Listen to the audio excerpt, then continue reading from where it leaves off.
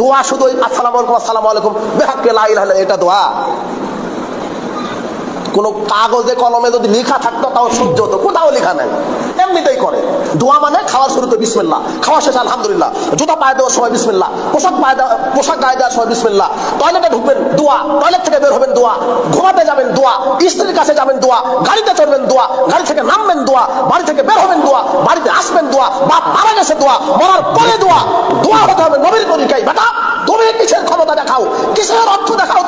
তুমি ক্ষমতার বলে, অর্থের বলে, সমাজের প্রতিপত্তি পুঁজিবাদীর বলে তুমি ধর্মকে তোমার বাপ দাদার সম্পত্তি মনে করেছো। বেটা তোমাকে দোয়া আমি শিখিয়ে দেবো, তুমি খেলে আমার সামনে আসো, তোমার বিদ্যাকে মাটির সাথে মিশিয়ে দেওয়ার জন্য জন্মগ্রহণ করেছে ইনশাআল্লাহ।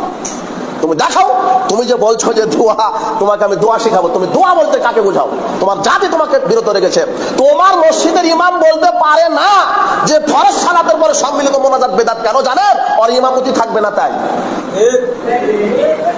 তোমার বাংলাদেশের এই খতিব বলতে পারে না যেই মসজিদের মাটিতে কবর আছে সেই মসজিদে সালাত হবে না, এই কথা বললে তার চাকরি থাকবে না, এই ভয় হক কথা বলে না। বেটা ইমামের তো জানা নাই যে দুনিয়া অনেক বড়, তোমাকে কে বলে সেখানে ইমামতি করে খেতে হবে? আর পৃথিবীতে কাউকে তার এলাকার লোক দাম দেয়নি। মুহাম্মদ সাল্লাল্লাহু আলাইহি সাল্লামকে মক্কাবাসী দাম দেয়নি, তাই তো মদিনায় যেতে হয়েছে। ইব্রাহিম আলাইহিস সালাম ইরাকবাসী দাম দেয়নি, তাই তো মদিনায় আসতে হয়েছে। নূহ আলাইহিস সালামকে তার জাতি দাম দেয়নি, আপনাকেও দিবেন এই কথাই ঠিক। তাই বলে আপনি মনে করেন না যে দুনিয়া একটু, দুনিয়া অনেক বড়, এখানে না হলে ওখানে হবে, এখানে না হলে ওখানে হবে, রিজিকের ফয়সালা উপরে। বেটা তুমি বলতে পারো না কেন হক কথা?